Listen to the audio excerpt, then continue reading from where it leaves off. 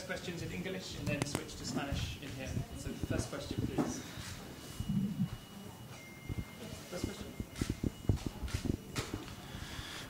Well, it's tough to come out straight from such a long and difficult match, but what do you think happened out there, especially at the later stages when it seems like you had turned it around? Nothing really happened. I mean, we were both playing good. I was trying to improve during the match more and more, and so I did it. Obviously, I had my opportunity at the match point. Didn't play the best, I think, on that point. I could have, I think, played better, but I think she's always a very difficult opponent to play. You know, when even though she can have a big difference in the score, but with her serve and with her shots, you know, she can always come back. So I'm a little bit disappointed, obviously, because I had my chance, and before I lost to her in an easier way. So I thought tonight I will have, you know, my opportunity, but I'll take it hopefully next time.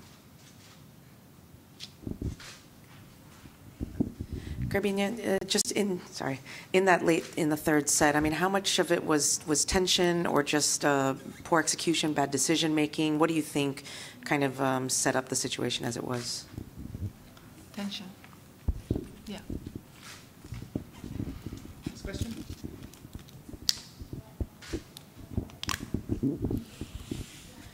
Do you think that comes with just not having the match play recently, or any other concerns about, you know, whether it's physical or anything like that you can kind of point to explain it?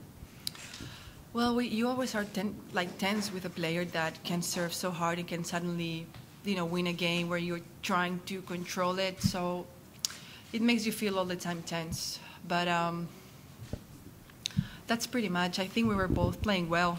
And I knew that if I didn't took my opportunities at the first time, it will be more complicated, because then she kind of starts to play better and better, and then her shots and her serve are more there.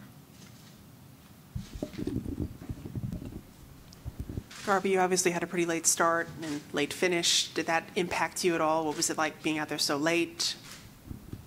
Well, I think you always prefer to finish earlier, but it's what it is. I mean, I felt like it was a good environment out there, and obviously the night sessions are the more cool sessions, so I don't really care, honestly. I was happy to play at that time.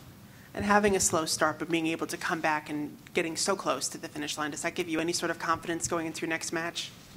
Yeah, I think so. Obviously now you're a little bit, you know, like sad because you lost, but I saw a lot of improvement in this match for me, especially when I faced her.